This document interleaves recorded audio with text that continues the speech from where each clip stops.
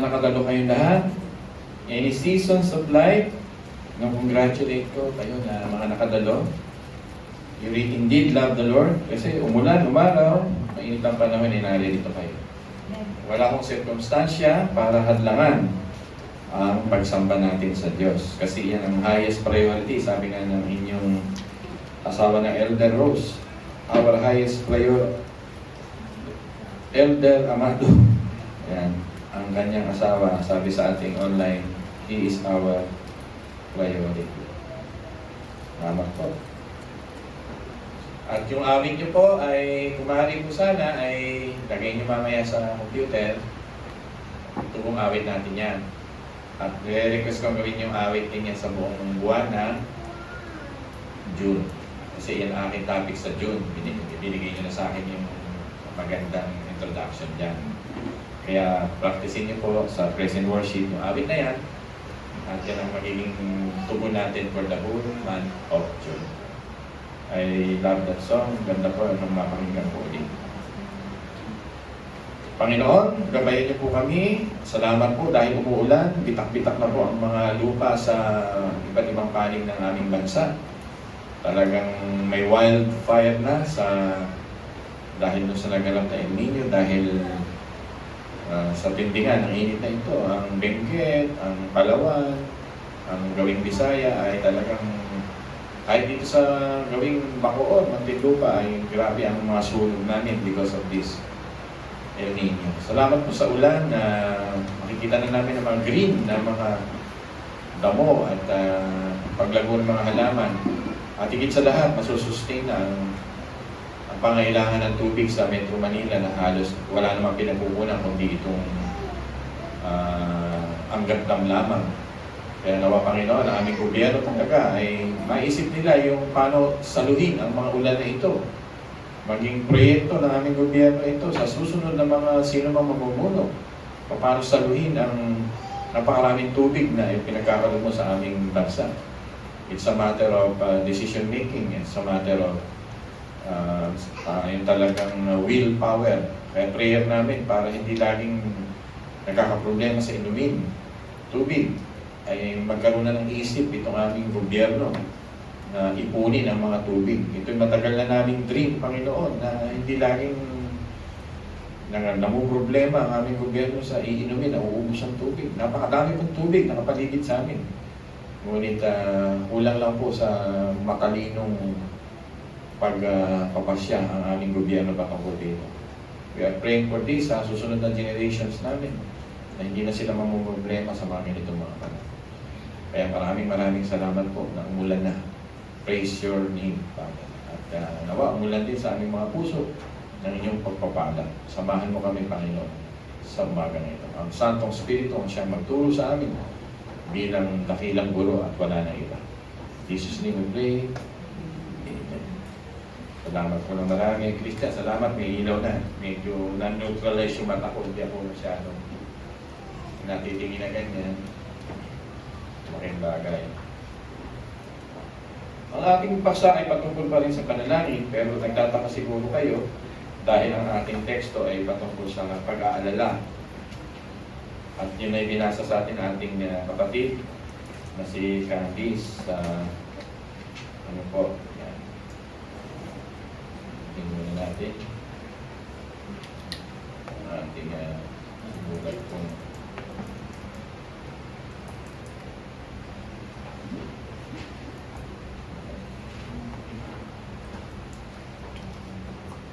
Okay. Ang ating Panginoon ay nangaral po sa mga alagad niya sa mga panahon nito na nais sumunod sa Kanya sa Sea of Galilee, sa northern part, hillside ng Sea of Galilee. Kung bibigyan ko kayo ng northern part ng Sea of Galilee, mag-imagine kayo ng yung lawa na lang ng Laguna na nakaharap doon sa papuntang mga Taguig at Makati na yun doon. Ato ng Panginoon. Sa mga panahon na yan, northern part ng Sea of Galilee, ay pinangaral niya po yung greatest sermon na sinasabi ng lahat ng mga mangangaral. Wala na iba kundi yung Sermon on the Mount. Nakikinig po ba kayo, mga minamahal ko? Siya po, ang tawag po rito ay Sermon on the Mount, amazing preaching po ito ang tawag sa kanya. Wala na papantay sa pangaral ng Panginoong ito, sapagkat ito ay easy to understand. Ang preaching po ng Panginoon ay madaling maunawaan, pero ito po ay hard to live. Di ba? Easy to understand yung huwag kang mabalisa, huwag kang matakot. Easy to understand. Pero maraming tao, hard to live. Marami pa rin nababalisa. Marami pa rin natatakot. Kaya yung pangaral ni Jesus, parang easy to understand, pero ang hamon nito ay hard to live. Kaya may hamon sa atin na ipamuhay natin ito na talagang sa tulong ng Espiritu Santo ay magaan. Ang huwag maging mabalisa sa lahat ng bagay. At ang sikreto nga ng Diyos dito ay isinulat ng Apostol Pablo sa Filipos 4:6. Huwag kang mabalisa sa anumang mga bagay, sa halip idulog mo ang lahat ng bagay na may pagpapasalamat at pagsamo sa Diyos. Ito kasing Matthew chapter 6 ay about worry. Nagturo kasi ang Panginoon ng prayer, fasting, yung pag-iimpok ng kayamanan, then the issue of trusting. Kaya para ka makapag-trust sa Panginoon, nakakonekta pa rin ito sa mga unang versikulo ng Matthew 6 na pananalangin. Ang pananalangin po ay aginaldo ng Diyos sa atin, regalo ng Diyos sa atin, laban sa pag-aalala. Yun po, yung pananalangin ay lunas, regalo ng Diyos sa atin, laban sa hard to live na pag-aalala. Marami pong tao nag-aalala ngayon. Meron na nun po, ingat po tayo. Meron po tayong COVID na naman. Sabi na aking manugang, marami na sila chine-check up, marami na namang may COVID ngayon. Ano tawag ito sa variant ngayon? Learned variant. Matindi. Medyo mild naman ito sa tingin ko. Hindi naman basta mamamatay. Pero sa balita, may mga namamatay na eh. Kaya ingat, caution lang po tayo pag nakikipag-usap sa labas. Huwag masyadong bugahan ng caution. May precaution lang tinuturo sa atin ng Panginoon. Marami tayong pinag-aalala ngayon. Ang Catanduanes ngayon ay sinasakop na napakaraming estudyanteng Chinese. Mahigit 4,000 Chinese ang nag-aaral ngayon sa northern part, sa Aparito, Gigaraw. Hindi natin alam. Ang tawag nga ng mga military expert dito ay Trojan horse. Pastor, what is Trojan horse? Ito yung panahon ng Hapon, nung araw na magugulat ka, may mga Hapon na kasama natin nagtitinda ng kung ano-ano. Pero nung gera na, bigla pa lang mga lumabas, mga general pala to, mga militar pala to. Sa Catanduanes ngayon, libo na ang mga estudyante nagpupunta dyan na Chinese. Tataka ko bakit? Bakit Catanduanes? Hindi nyo naisip. Malapit sa Porte. Binibili ng mga Chinese doon yung mga ating mga ano tawag dito, yung mga malapit sa dagat. Hindi ko alam kung gagawin nilang base. Ang tawag sa Trojan horse, magugulat ka na lang pagka bigla nakagira, mag-ano lahat yan, magsasama-sama yan para maging espiya na yan, maging nakakagulat. Mayor natin sa bansa ito Chinese. Nakakaiba. Ang gobyerno natin medyo natutulog sa pansitan. Hindi alam yung ganyan.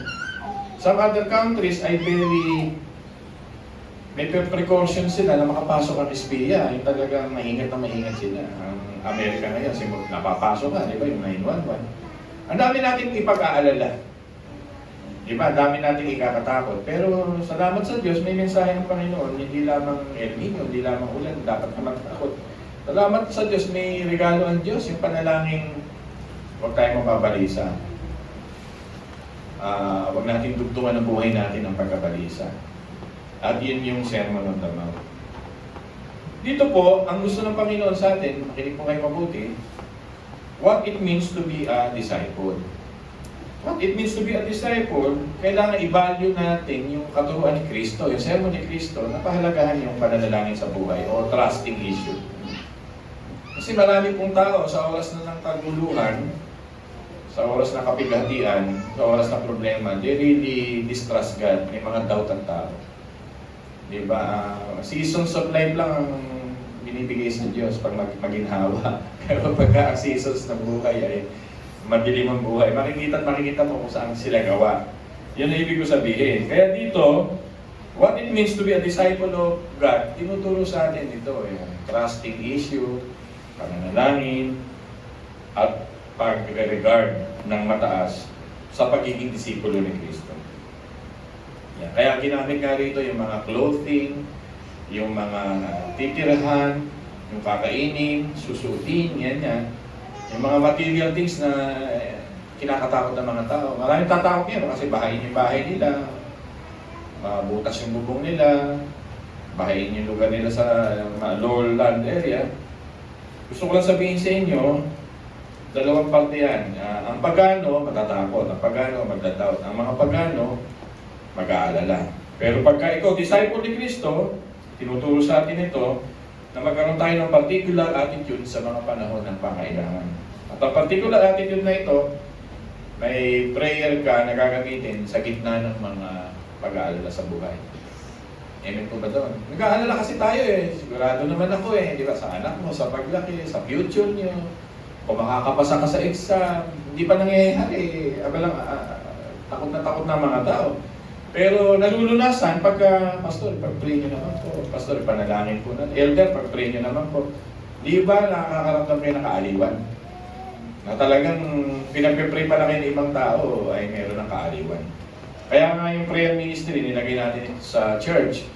Mamaya, ang kukolekta naman ito si Ate Rose, Adaw, at siya naman mananalangin sa araw ng Lunes. Para sa mga prayer natin. Pilapan niyo po yung bibigay sa inyo ni Ate Rose mamaya. Napakahalaga na talagang ma-recognize mo na ang issue ito ng heart, yung Matthew chapter 6. Issue ito ng heart kung ano yung treasure mo. Treasure mo ba yung pagsamantalang mga bagay na pinag-aalalahanan mo o treasure mo yung pagiging anak mo ng Diyos o pagiging disciple mo ng Diyos. Mga kapatid, baliwala po yung ating mga napapakinggan kung hindi natin inasa sa buhay magtiwala sa Diyos. Sa oras ng dilubyo, sa oras ng storm, sa oras ng may mga problema ka, sa oras ng may mga question ka sa broken world na ito at doubtful ka sa Diyos, distrustful ka na sa Diyos, questionable po ang iyong heart. Ay gusto ng Panginoon na maging ma-recognize mo na heart issue ito ng disciple ka. Kaya maliwanag na maliwanag sa Matthew 6, wala raw makapaglilingkod sa dalawang Diyos. Tama po ba? Sino yung dalawang Diyos na yon? Yung tunay na Diyos, saka si Mammon. Sino si Mammon? Ito po yung material things na kinakatakutan ng maraming tao. Maraming tao nagtatakot magutom. Nakalimutan nila yung versikulo na no one can separate us from the love of God. Kayo ba natatakot na mawala ng pera? Kasi issue ng materialism ito, natatakot ka bang mawala ng pera? Mas totoo po. Sabi nga ni Candice, ang buhay lang daw pal. Ano ba yung pal? Kala ko nun, palamunin pal. Kailangan, sabi na sinesya ni Candice, meron daw pera at lakas. Nag-uusap kami isang araw. Kulang yun. Ang importante ay may Diyos. At siya nang bahala sa pera at lakas. Pero maraming tao, ang Diyos nila ay yung Mammon. Sinasali-sali lang nila ang buhay Kristiyano. Sinasali-sali nila kung wari ang Diyos. Pero pagka nawawala na at nakita may question na ang mga pangailangan, still may material things na nagpapabalisa sa tao. Natatakot, nangangamba, baka hindi makakain, baka hindi makapag-aaral ang anak.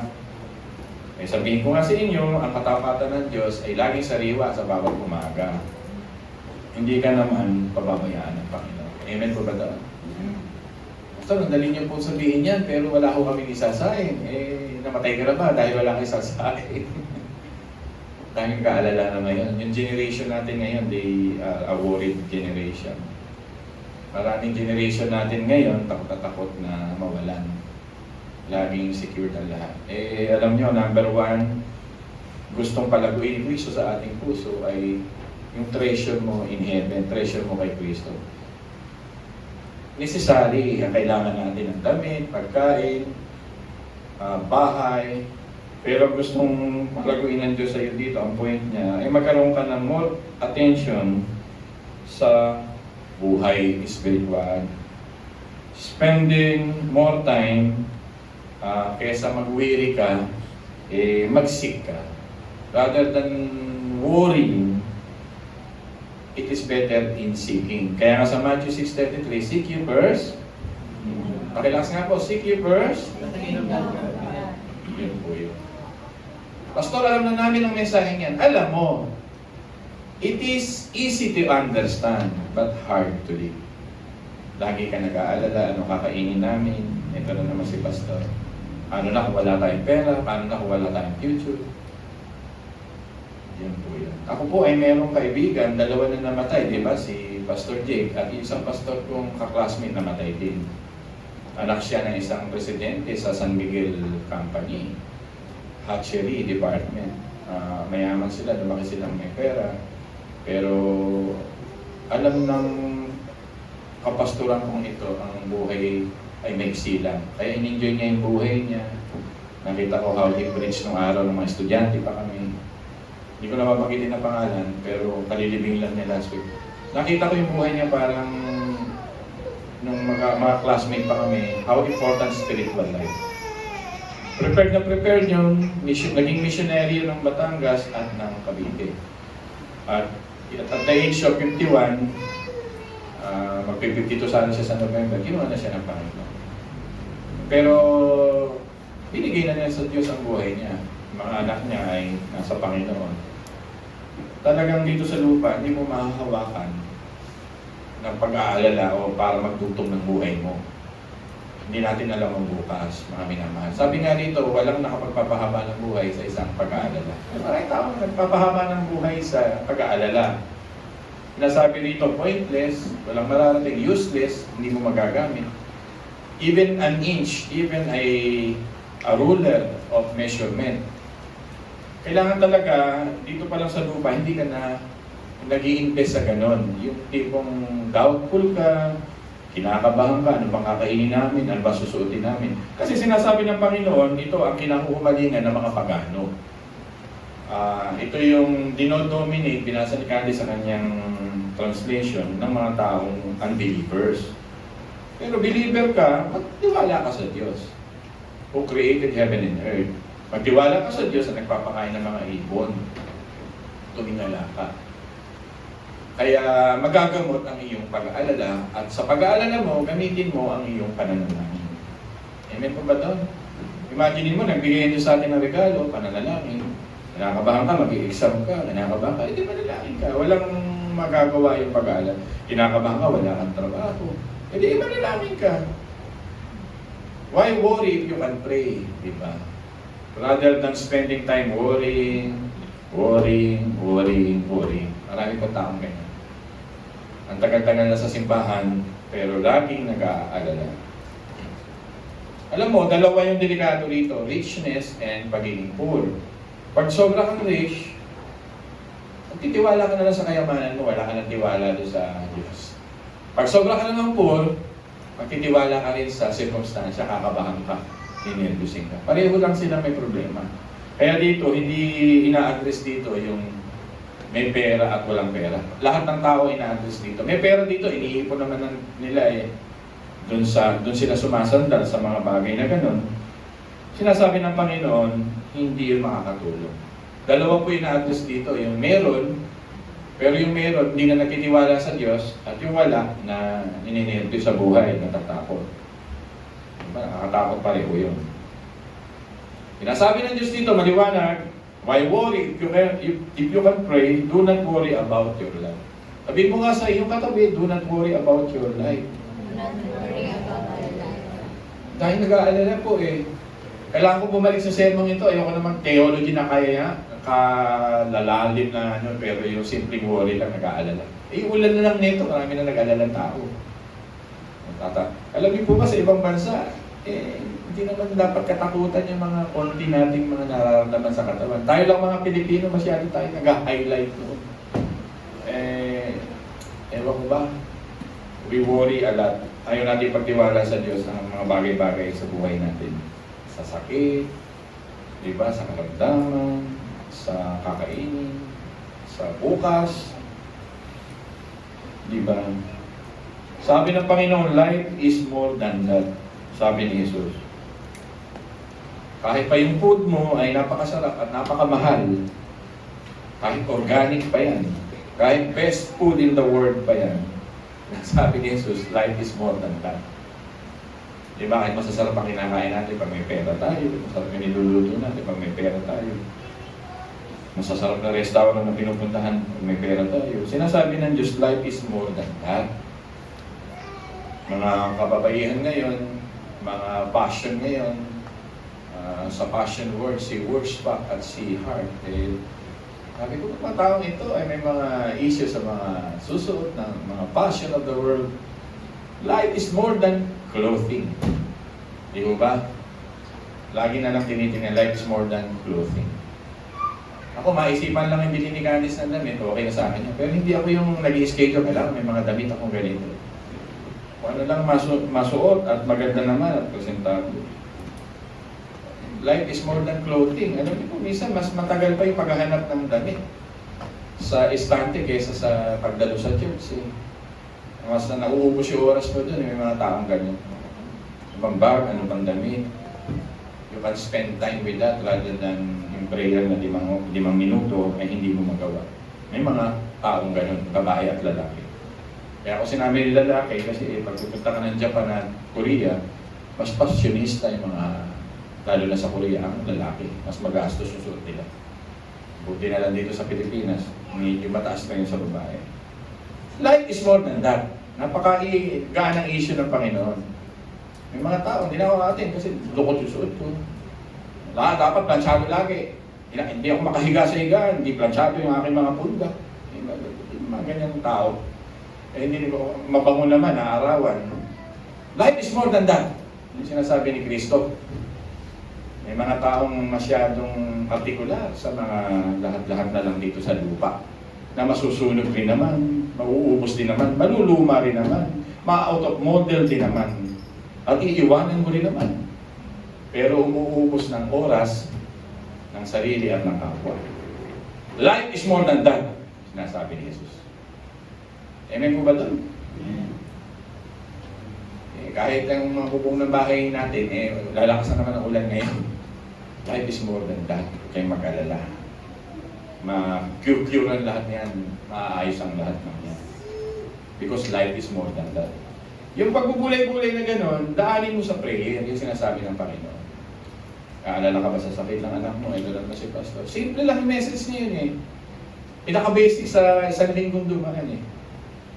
Kaagad eh, dinadamay mo kagad yung relasyon mo sa Diyos dahil sa pag-aalala mo. Eh nakalimutan mo, yung Diyos na yun, yung Diyos natin ito, ang siya magbibigay ng higit-higit sa ine-expect mo. Huwag mong wawaliin yun sa puso mo. Akala mo lang, kontrolado mo ang mga bagay. Hindi ka Diyos. Ang may kontrol ng mga bagay ay ang Diyos. Kaya huwag mo inuunahan ang relasyon mo sa Diyos ng pag-aalala at tatabangan ka sa Diyos sapagkat alam ng Diyos ang iyong pinagdadaanan sa buhay. Yun. Yun nga lang, talagang ang tawag dito, yung tawag dito, yung pag may nasisira, naduduro, sa salitang English to eh. Halimbawa, may sumabog na isang mga komunidad. Ano tawag dito? Nakalimutan ko sa word na English yung calamity. Meron pa isang word dyan eh, yung disaster. Yung parang Tragedy. Disaster. Oo, parang matanda na talaga ako. As exact word, ginagamit ito sa business, yung parang yung lagi tayong kumbaga yung lupa, hindi mo nabenta, yung nagkakaroon ng pagkalugi, ang tawag sa, di ba may namatay, madadamay na yung mga namatay kasi kasama na lang doon sila sa giyera, ang tawag doon, magkakaroon ng halimbawa, nag-giyera yung China, militar lang ang papatayin, pero nadama yung mga tao, ano tawag doon? Collateral damage. Yun yung word. Nakakatanda ko na. Bigyan nyo ng jacket si bigyan nyo ng jacket si Aldrin. Eh minsan yung collateral damage natin, minsan, mas malala pa pagka ikaw nag-aalala eh. Pagka ikaw yung nagmamanage ng buhay mo, ikaw nagpapatakbo ng buhay mo, mas marami pang damage. Why not allow God to supervise, to control your life? Ang daming damage sa pag-aalala ng isang tao eh. Dinadamage sa kapwa niya, sarili niya, lalo na kung kayo sa member ng pamilya, yung pag-aalala mo, akala mo pag-aalala mo, ikaw lang nag-aalala.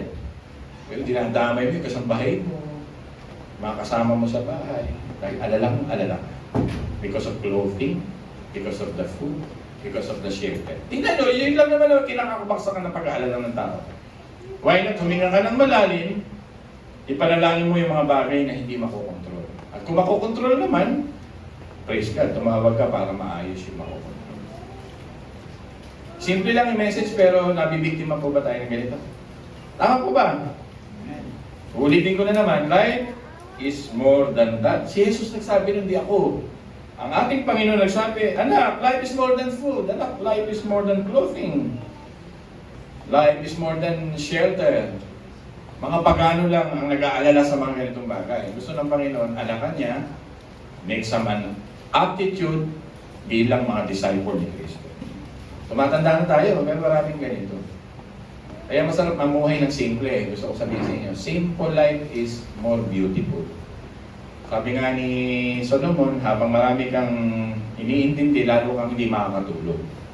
Habang dumadami yung iyong ina-accumulate, lalong hindi ka makakatulog. Kaya simplicity is better. How much your life revolves around it. Diba, no? Hindi ka mabubuhay kung ang sapatos mo ay KP lang. Hindi ka napapasok sa school kasi sapatos mo hand-me-down, ninana mo lang. May mga ganyan bata eh. Hindi papasok sa school pag medyo lukot yung damit. Hindi na ako mag-a-attend ng church. Hindi na plancha yung kwelyo. Oh my God. Ganyan ang mga bata. How much your life revolves around this practical message ni Pastor Ariel? Diba? You worry instead of seeking the Lord. Makulit ang mensaheng ito. Life is more than that. Basta bakit mo binabanggit ito? Kasi ito ang focus ng maraming tao, kaya sila nag-worry. Paano kami kakain, Pastor? Hindi ako maghahanap buhay. Bibigyan ng Diyos sa iyo yung hanap buhay. Gaano ba karami ang kailangan mong kitain para ma-enjoy ka ng iyong mga mahal sa buhay? Yung sinasabi ko sa inyo. Para ma-enjoy mo ang mga mahal mo sa buhay. Gaano ba karami? When it is enough ba? Gaano ba karami yung enough is enough? Kaya ito ang focus ng marami. Pag godly focus ay spiritual. Solution to worry. God will provide. Susunod nating tema yan sa susunod na June. Ini-end ko na lang ganito. That God is our provider. Kaya maganda-handa na kayo, maawit patungkol dun sa yung inawit ninyo. Alam niya mag-provide sa kanyang mga anak. Pakainin ng mga ibon. Ito ang simpleng ilustrasyon niya. Diba? Sabi niya rito, magkaroon tayo daw, unang-unang pinag-usapan natin, verse 26, birds reflection. Diba? Kung magbabasa kayo ng Biblia sa birds reflection, buksan niyo po ang inyong mga Biblia, Matthew, basahin natin. Sisimula na po ako.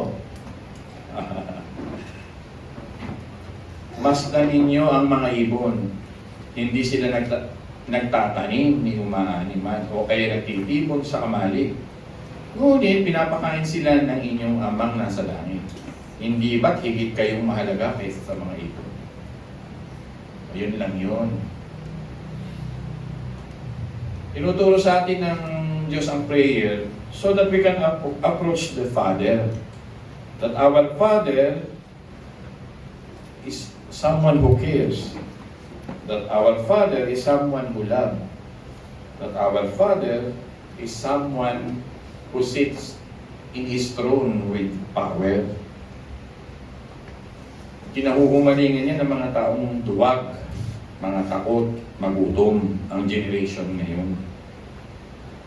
Nakakaroon sila ng insecurities. Akala nila wisdom yun. Basta wisdom yun, nag-iipon kami. Eh hanggang kailan ang iipunin mo? Pag nag-strike yung sakit na medyo malala yung inipon mo sa palagay mo hindi mo maibibigay lahat. Di ba, naiintindihan niyo ako doon?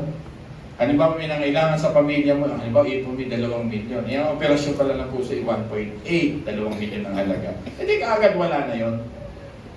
Ayaw nyo ipagtiwala sa Diyos na araw-araw, He will provide. Na araw-araw hahawakan niya ang ating mga buhay. Diba? Na araw-araw, hindi ko naman tinutulong maging tamad na lang tayo, umasa tayo sa Diyos. Pero kasing sobrang sipag, na wala nang pag-asa humingi ng tulong sa Diyos. Hindi na sila sumasandal sa Diyos. Nag-aalala pa sila kahit mayroon na sila. Hindi ako naniniwalang ang nag-aalala yung wala eh. Maraming tao eh. More. Lalo sila nag-aalala. Kasi walang contentment sa heart. Kasi dito, magkaroon daw ng bird reflection. Ang old joke ko nga, nakakita na ba kayo ng ibon na nagpanic attack? Ninervyos, o lumipad, nagpunta sa ospital, nagpapanik attack. Wala eh, talagang the Father in heaven cares a lot for them. Pastor, worry lang naman eh. Ang worry po ay kasalanan. It takes away your life. At binibigyan ka nito ng sakit. Binibigyan ka nito ng stress. Binibigyan ka nito ng useless responses at reaction sa buhay. Kaya nga sa wikang Griego, ang ibig sabihin ng pag-aalala ay strangle, sakal, pagsasakal. Nakakita na ba kayo na sinasakal? Kung anong itsura niya. Nawawala siya sa focus. Na susuppress siya ng sakit, ng stress, at nagkakasakit siya sa sikmura, sa utak. Sabi ng Panginoon, give it up and go in prayer. Kaya taong mga nag-aalala, may kaduwagan. May kaduwagan sa buhay. Kaya kasalanan ito. Yun ang sinasabi. Sabi ng Panginoon, ang mga lili sa field, napakaganda. Nag-aalala ka sa susuot mo. Nakapagsuot ka naman ng ganun kagandang lili. Kahit si Solomon, hindi raw nakapagsuot mo.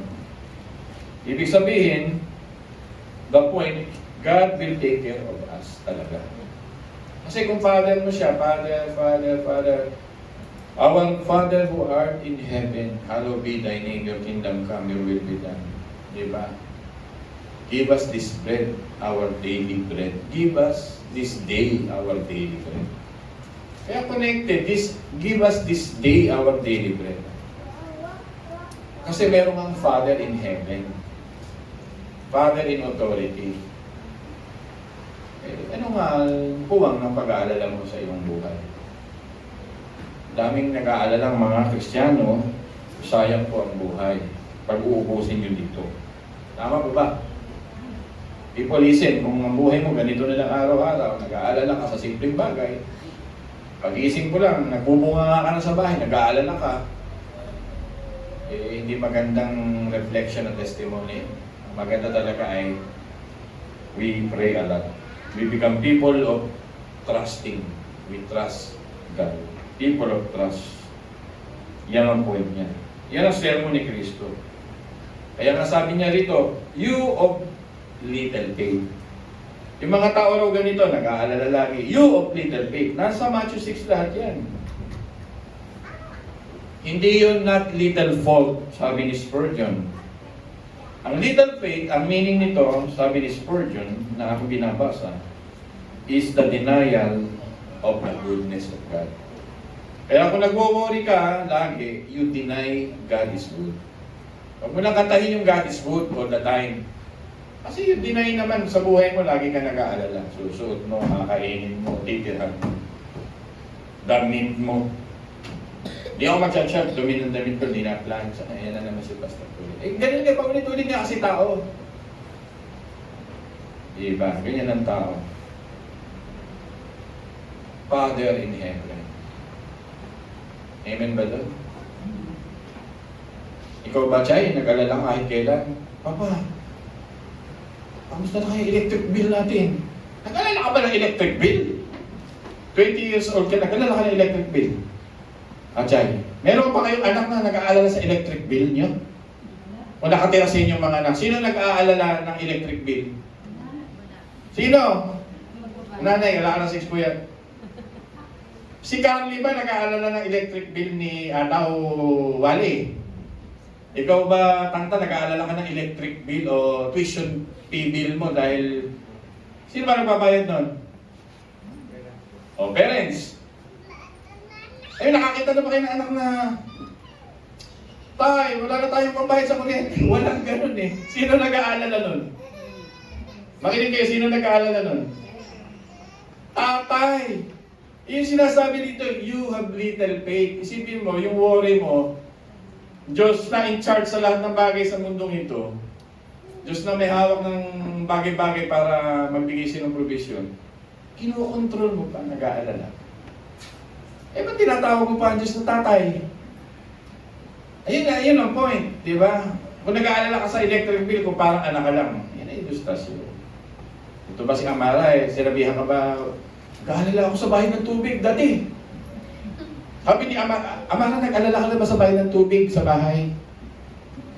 Hindi ka nag-aalala, bakit? Sino nagbabayad ng electric ng tubig niyo sa bahay? Oh. Daddy.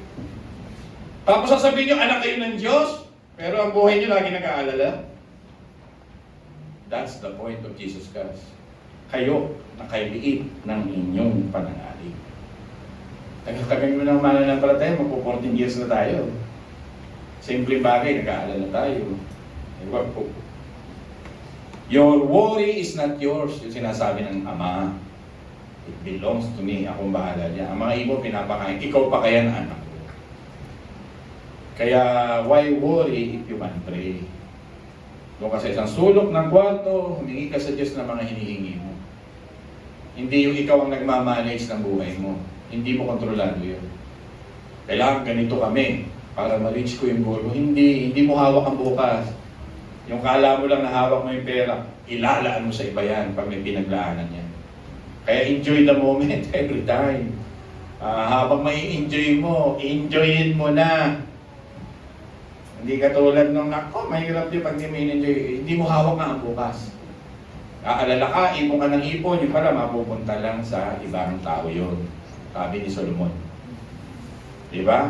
Magugulat ka, nag-ipon ka, halimbawa, milyon-milyon, namatay ka, kukunin lang yun ibang tao. Sino ibang tao? Yung susunod na lahi mo. E paano yung anak mo nang nagnagmana nun, namatay din? Ang kukuha nun, ibang tao, yung manugang mo. Do pamilya mo na yan. Kaya hindi mo hawak ang bukas. Kaya ngayon pa lang dapat binibigay niyo na sa Diyos ang lahat ng pag-alala. Maraming taong ganun. They worry a lot. They, tawag dito, kailangan tayo magkulik-kulik. Magkaroon tayo ng maraming hindi mo hawak yun. Kaya each day is enough for our worries. Yun lang ang sukatan. Tama na yun. Amen po ba daw? Tagal ang mensahe nito eh. Pero maraming hindi gumagawa talaga sa application. It's easy to understand, but it's hard to live yung mga mensaheng ito. Ang Ama ang nag-aalala para sa iyo. Hawak niyang buhay mo. Kaya huwag ka. Sabi nga ni Peter, cast your cares upon Him. Ang ibig sabihin ng cast your cares, sabi ng Diyos, put it on me. Give it to my account. Yun ang sinasabi ng Ama. I am in charge, my daughter, my son. Hindi ikaw. Kaya bumabagal ang buhay mo, kaya hindi mo na-enjoy ang buhay mo, dahil sabi mo, I'm in charge. Yun po yun. Sabi nga ng Panginoon, cast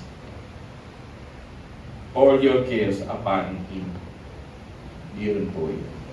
Pag pareho kayo, sa pamilya nyo na nagtitiwala sa Diyos, enough na puhulan na yun ng buhay. Yun po yun. Amen po ba doon? Kaya sabi ko, mag-asawa ng Christian, pag pareho kayong nagtitiwala sa Diyos, enough na puhulan na yun sa lahat ng pagharap sa buhay.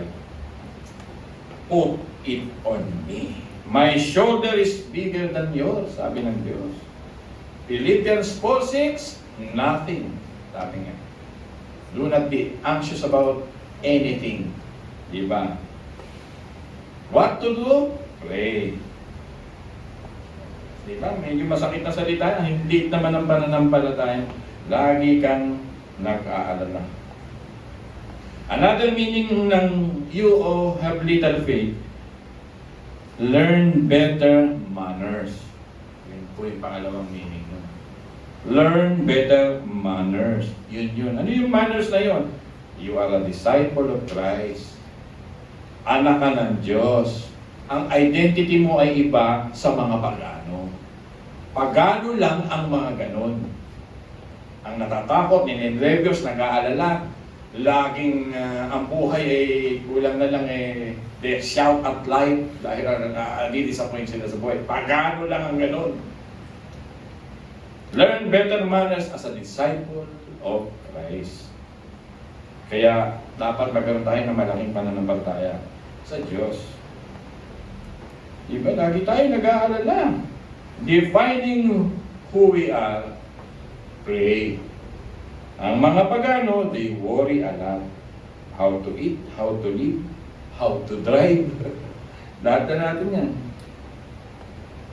Dapat light na light, magaan na magaan.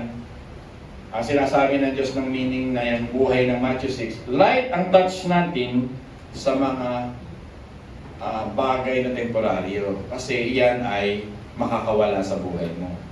Hindi mo masyadong hahawakan ng asawa mo ng mahigpit sapagkat kukunin din ng Diyos yan sa tamang panahon. Hindi mo hahawakan ng mga anak mo ng mahigpit, kukunin din yan ng Panginoon. Hindi ka hahawak sa mga kayamanan mo ng mahigpit. Tawag ito light touch only. Light touch sapagkat mawawala rin sa iyo. Sapagkat iiwan mo yan. Yan ang ibig sabihin niya. Pero ang point ng Matthew 6 ay strongest grasp of spiritual application to trust God. Kaya dapat mayamang pa rin kayo sa mga bagay na spiritual. Masyadong hulog na hulog ka sa temporaryong bagay. Pagtanda mo kahit gaano ka kasikat sa mga trabaho dito sa lupa, you will retire. Tandaan niyo, kahit anong husay mong karpintero sa buong Pasita, darating ang panahon, manginginig ang kamay mo, titigil ka. Kaya light lang dapat ang hawak niyan. Hindi naman tinuturo na bibitawan mo. Light lang. Pero may mga tao, yun na ang buhay nila, yun ang hawak nila. Yung trabaho nila na yan, parang dito na kami sasandan. Parang hindi na siya tatanda. Di ba? Naintindihan niyo yan? Yun po yun. Kaya dapat strong ang grasp mo sa mga bagay tungkol kay Kristo, tungkol sa Diyos. At bahala ang Diyos na mag-alala sa buhay mo. Kahit hindi nag-aalala ang Diyos. Ang ibig ko lang sabihin, He cares for you. Yun ang importante. Yung second life. Maraming tao, pinababayaan ang relasyon sa Diyos dahil sa first life dito sa lupa. Pwede bang sabihin mo sa Diyos ay, saka na ako maglilingkod. Pagugod-ugod ka na, baka mamatay ka. Para mga kwento, maraming ganyan. Too early to die. Gone too soon. Marami na akong nasaksihan, gone too soon, na mga prominent, mayayaman, matatalino, may mararating sa buhay, pero kinuha sila ng Diyos ng maaga. Kaya hindi dapat talaga tayo sumandal doon. Sabi nga ni Matthew Henry, mayroong kwento sa isang classic na kwento niya na siya ay na-hold up. Hinold up siya. Pero dahil ang kanyang versikulo ay Philippians 4:6, do not be anxious about anything, but by everything present your request to God. Sabi niya, may 4 siyang naging pagpapasalamat sa Diyos. Makinig kayo mabuti. Ha? Dapat ito matutuhan natin sa mga bagay sa mundo. Si Matthew Henry po, isa siyang magaling na commentator. Gumagawa ng commentator pagka ay nag-aaral ng teologo. Unang sabi niya, praise God. Thank you, Lord. I've never been robbed before. First time lang niya nanakawan. Sabi niya, I've never been robbed before. Ngayon lang ito. Kaya thank you, Lord. Pag ikaw yun, di ba? Mag-aalala ka na lang. Pangalawa niya pasasalamat, sabi niya, praise God, they took my money and they spare my life.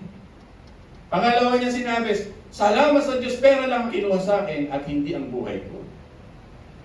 Di ba? Halos magunaw-gunaw na mundo pagka ganito.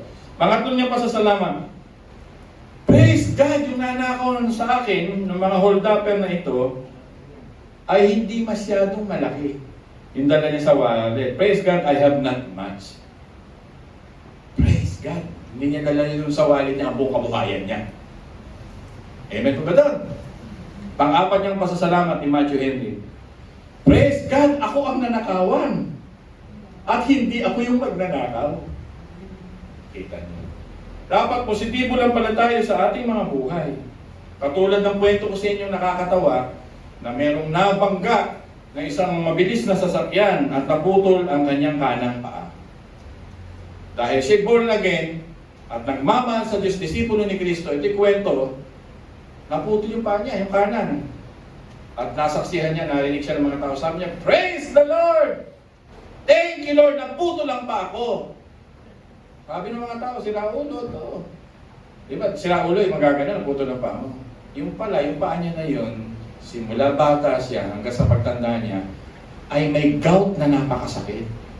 Sobrang sakit na gout na hindi siya halos makalakad rin naman. Kaya nung maputol na, naputol na rin yung kanyang gout na dinaraan. Perspektibo, mga kapatid. Siguro pag tayo nasa gasaan nun, ang himbis na praise the Lord, nalalabas sa bibig natin ay nag-umura siguro ang tao. Pastor, totoo ba na dapat magpasalamat lagi sa Diyos kahit anong sitwasyon? Oo. Ito ang Panginoon natin. Hindi mo kasi siya kilala, kaya ka nag-aalala. Ano na tayo? Maraming taong nag-aalala, maraming taong nininiryo sa loob ng bahay nila. Kilala nga ako di ba mga old Christian hindi maiwan yung bahay. Ewan ko, kilala niyo to. Hindi maiwan yung bahay, baka raw na nakawan. Pero yung asawa niya, halos kumikita ng hundreds of thousands of dollars. Nakakabili sila ng malaking talagang ari-arian. Sabi ko, bakit po ayaw lumabas? Kasi bahay po, baka nanakawan na ho kasi kami noon dati.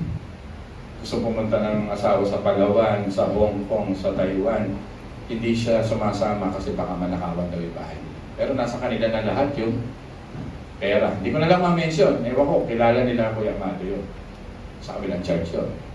Sabi ko, they worry a lot about the experience na naranasan nila noon. They never know God. Ito lang masasabi ko. Hindi nila kilala ang Diyos. Natakot silang mawalan. Kung kilala mo ang Diyos, hindi ka matatakot. Kasi lalo kang madaragdagan. Yan ang sermon nito Ang ibon, pinapakain ko, ang garden, binibihisan ko ang mga parang. Napakasarap magmahal ng ating Panginoon. Mga minamahal, ang sermon ng Panginoon ngayon, seek ye first the kingdom of God, Matthew 6:32. By beginning in prayer. Tulog mo, ano ba yung hinihingi mo sa Diyos? Panginoon, may karamdaman akong ganito. Panginoon, may pangailangan akong ganito.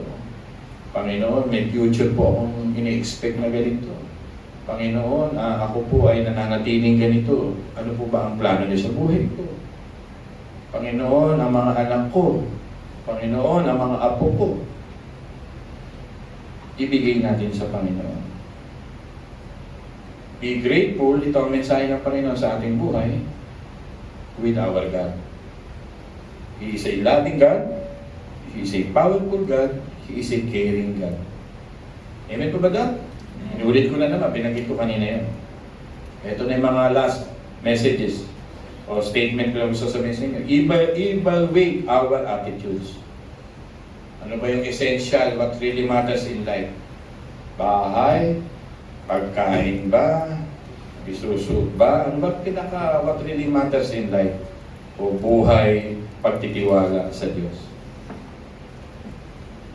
Pag-iimpok ba ng yaman, fasting, giving, and this Matthew 6:24-34, trusting issue. Napakagandang sinasabi ng spiritual condition ng ating mga buhay bilang Kristiyano. Lagi mong isipin ang Panginoon Jesucristo nag-blood bath. Pastor, ano yung blood bath? Naligo ng dugo, sarili niyang dugo para iligtas ka, para bigyan ka ng buhay na walang hanggan. Kung naibigay nga ng Ama ang kanyang anak sa iyo, Romans chapter 8, gaano pa kaya yung mga hinihiling mong abubot dito sa mundong ito. Gusto kong gamitin yung salitang, kung nag-blood bath si Kristo, naligo ng sariling dugo at di nakilala dahil mahal ka, binigay ng Diyos ang kanyang anak. Sana naman. Pastor, we are in the world The world and the cross. If you are in the cross, grow in the cross. Pero may world, you are shrinking by the world. Nagiging useful ka ba dahil may cross? O nagiging useless ka? Nagiging dull ba ang pananampalataya mo o nagiging sharp ka? Yun ang ibig sabihin. Kaya kung ikaw ay na kay Kristo, nasa Diyos, you are growing, God is using you, and you are a sharp Christian. Hindi nagsishrink, hindi useless, hindi nagdadal. Yun po yun. Sabi ng mga tao, Pastor, hindi mo lang alam, the greatest answer in life is money. May tao ganyan, mukhang pera. Kasi ang alam nilang solusyon sa buhay ay pera. The greatest gusto nila, pera. Sinasabi ng Panginoon, problem will be solved by Him. Ang pera ay pwede ring maging masamang amo. Tama po ba? Pag meron ka na, wala ka na sa Diyos. Pag may hawak ka na, nakalimutan mo na ang Diyos. Kaya hindi siya sagot sa lahat. Siguro kung may mga tao rito sa inyo, magkaroon lang ako ng 10 milyon, bigla ako mawawala sa pasita. Siguro may gano'n. Huwag naman sana. Magkaroon lang ako, Pastor, kahit 5 milyon.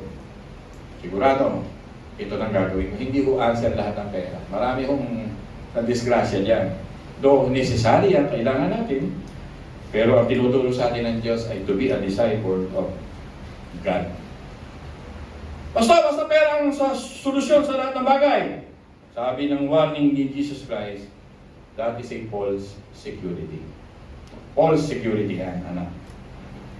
Kaya wag, sa Diyos pa rin magtiwala. Pastor, ang mensahe mo sa umagang ito ay description ko. Pag hindi ako nagtitiwala sa Diyos, I worry a lot. Kahit champion ka sa theology, kahit champion ka sa memory verse, kahit champion ka pa sa tinatawag na mga attendance natin o fellowship. Pero if you worry a lot in your life, controlling a lot in this life, kinokontrol mo lahat ng bahay dahil nagwo-worry ka, that is the description of a pagan people. So, hindi kasi kung makatulog. Ayan, yan na yan. Problema tayo sa nasyon. May problema po ang marriage ko. Paano retirement ko? Dito ka. Nachuchoke ka. Ayun yung worry. Nachuchoke ka ngayon. Kaya yun ang meaning ng worry. Pero sabi ng Panginoon, trust in me. Hindi ka mapupall apart. Pray at hindi ka maduduro. Seek ye first the kingdom of God, and all these things shall be added unto us. May pa ba doon? Natatakot pa ba tayo kay Amadong tumanda? Hindi. Kaya Amado ko narinig, hindi naman siya natatakot mamatay. Tama yun. Tatanda talaga kami. Ako tumatanda na. Pero hindi dapat matakot dahil kasama namin ang Panginoon. Emmanuel, God with us. Huwag ka nang magsisi sa deathbed. Pastor, magbabago buhay ko, malapit na. Ngayon na lang, gawin mo na. Huwag kang mag-aalala. Maraming tao sa pag-aalala, hindi uusad ang buhay. Hindi makakamove. Dahil sa pag-aalala, hindi siya mag-i-step ng mga vision sa buhay. Ang pag-aalala, controlling yan para hindi mo makita yung beyond na piniprepare ng Diyos na mas maganda, mas malaki, mas miraculous ang dating sa buhay ng isang tao, mas kahanga-hanga dahil nachuchoke ka ng mga bagay na nakikita mo. Kaya sabi ni Apostol Pablo, to have faith is better than to see. Di ba sabi niya, sa mga bagay na nakikita o hindi nakikita. Saan mo lalagay? Ilagay mo yung mga pananampalataya mo sa mga bagay na hindi nakikita. Huwag natin gayahin si Tomas. Alalang-alala kasi hindi niya nakikita yung mga bagay-bagay sa sarili niyang kontrol. Mapalad po yung mga taong hindi pa niya nakikita. Ay naniniwala siyang mas malaki ang Diyos sa mga bagay-bagay. Amen? Maganda yung awit natin. Let's sing it again, yung kinanta ng mga Golden Girls. Siguro nasa, ano na yun, nasa video. Tumayo po tayo lahat. Kunin niyo po yung microphone, i-lead us sa ganito. Then I will ask again, Kuya Amado, to close